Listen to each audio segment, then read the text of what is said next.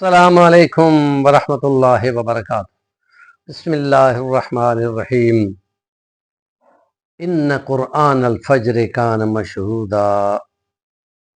وقال اللہ تعالی فی سورۃ غافر الذین یحملون العرش ومن حولہ ویؤمنون ویستغفرون للذین آمنوا ربنا وسعت کل شیء رحمۃ وعلما فاغفر للذین تابوا، صدق اللہ العظیم۔ سیرت نبوی صلی اللہ علیہ وسلم اور ایمانیات میں فرشتوں کی باتیں ہم کر رہے ہیں، اور ان میں خاص طور پہ عبادات میں فرشتوں کی شمولیت اور ان کی دعائیں بہت اہمیت رکھتی ہیں، کیونکہ وہ خود فرشتے اللہ کی جانب سے مقرر ہیں اور وہ زمین پہ بہت بڑی تعداد میں گلیوں بازاروں میں دوڑتے بھاگتے پھرتے ہیں، اور بخاری اور مسلم کی احادیث میں مکمل مضمون ہے کہ وہ ایک دوسرے کو آوازیں دیتے ہیں کہ اللہ کی یاد والوں کو تم ڈھونڈ رہے ہو، جلدی آؤ، تمہارا مقصود یہاں مل گیا۔ اور جہاں اللہ کی یاد ہو رہی ہوتی ہے وہ وہاں اس محفل کو گھیر لیتے ہیں، اور وہ وہاں جو موجود ہوتے ہیں ان کے لیے خدا سے دعائیں مانگتے ہیں، ان کی بخشش طلب کرتے ہیں، اور ان سے جہنم کی خلاصی مانگتے ہیں، اور ان کے لیے جنت کی دعائیں کرتے ہیں۔ اور یہ یاد ہونا چاہیے کہ یہ فرشتے اللہ کے اپنے بھیجے ہوئے ہوتے ہیں، اور پھر جب خدا ان کی یہ دعائیں سنتا ہے تو قبولیت بھی دیتا ہے۔ اور یوں بھی حدیث مبارکہ میں آتا ہے کہ فجر کی نماز کے لیے جو آیت ہم نے مبارکہ پڑھی ہے کہ قرآن مجید کا صبح کی تلاوت کا کرنا فرشتوں کی حاضری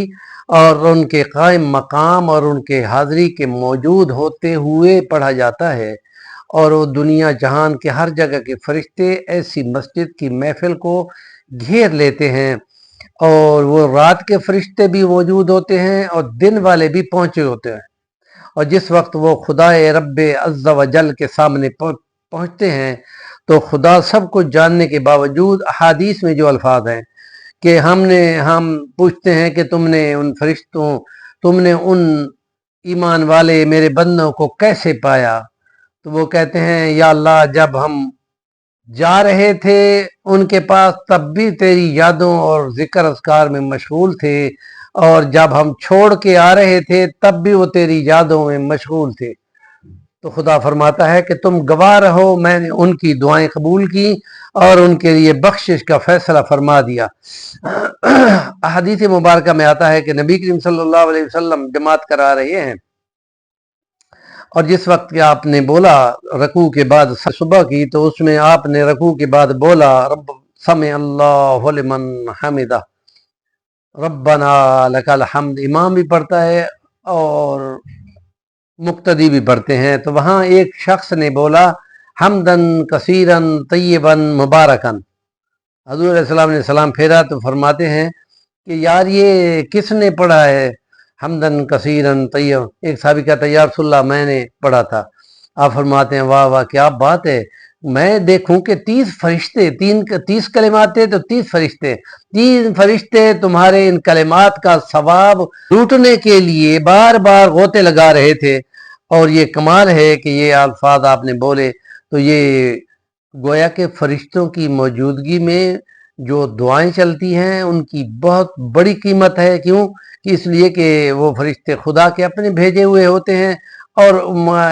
خدا کریم اپنے بندوں کی مغفرت اور ان کے درجے بلند کرنے کے لیے یہ ایک طریقہ اختیار کرتا ہے یا بہانہ اختیار کرتا ہے۔ تو اسی سلسلے میں جو احادیث میں مضمون ہے وہ بہت زیادہ ہے، اور ایسی محفلوں کو اس وقت تک فرشتے گھیرے رکھتے ہیں جب تک کہ وہ تسبیحیں پڑھنے والے یا حمد و ثنا کرنے والے یا قرآن کی تلاوت کرنے والے نماز کی فجر کی پڑھنے کے بعد،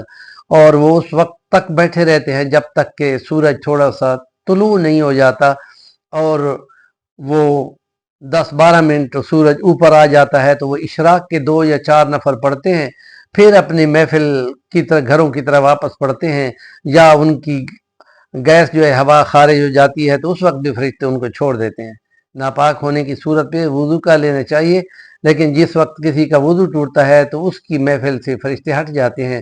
اور پھر کسی اور محفل کو جا کے گھیر لیتے ہیں جہاں اللہ کی یاد ہو رہی ہوتی ہے۔ ہمارے چینل کا نام ہے صفی الوانی، ضرور سبسکرائب کریں اور کام کی بات کا ضرور کمنٹ دیا کریں۔